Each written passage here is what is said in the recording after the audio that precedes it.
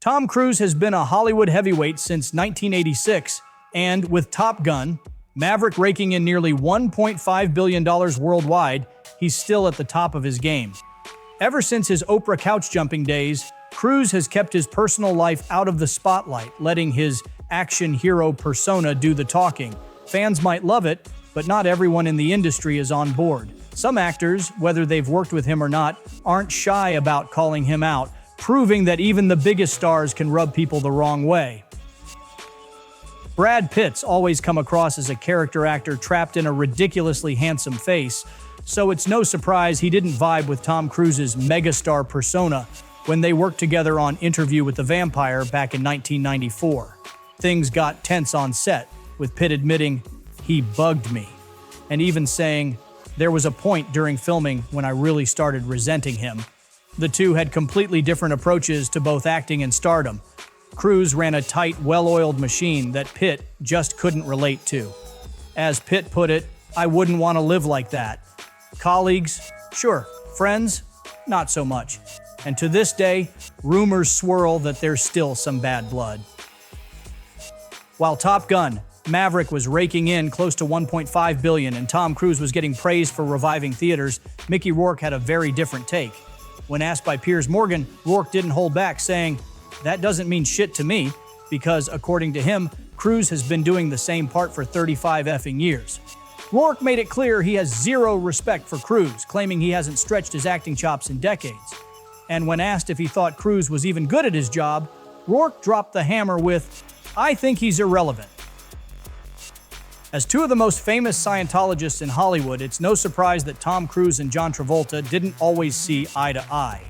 According to a former Scientology security guard, John has always been jealous of Cruise's close connection to the church leader.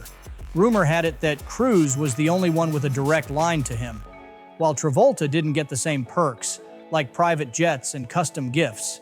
That same security guard even said, "It's no secret that Cruise and Travolta can't stand each other." But since Scientology is so secretive, we may never know just how deep their rivalry really goes. Tom Cruise and Brooke Shields were once close, especially since she was the star of his very first movie, Endless Love, back in 1981. But when Shields opened up about her postpartum depression, Cruise didn't take it well. He went on TV, criticized her, and slammed psychiatry, all while promoting Scientology. Shields didn't hold back either. She wrote a piece for New York Times telling Cruise to get back to fighting aliens, and took a wild guess that Mr. Cruise has never suffered from postpartum depression, making him pretty unqualified to comment on it. And yeah, that pretty much ended their friendship. Richard Harris never hid his feelings about Tom Cruise.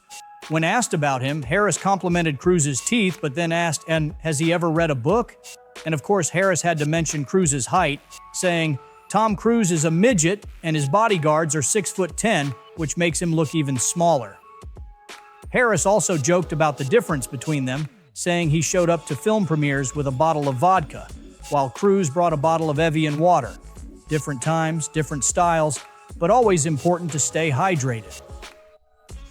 Leah Remini's issues with Tom Cruise have nothing to do with acting. Since leaving Scientology in 2013, the King of Queens star hasn't held back when it comes to criticizing the church's most famous member.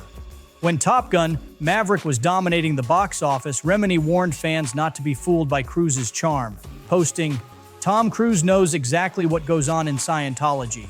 She's even mentioned him in a lawsuit she filed against the organization, calling him essentially second in command.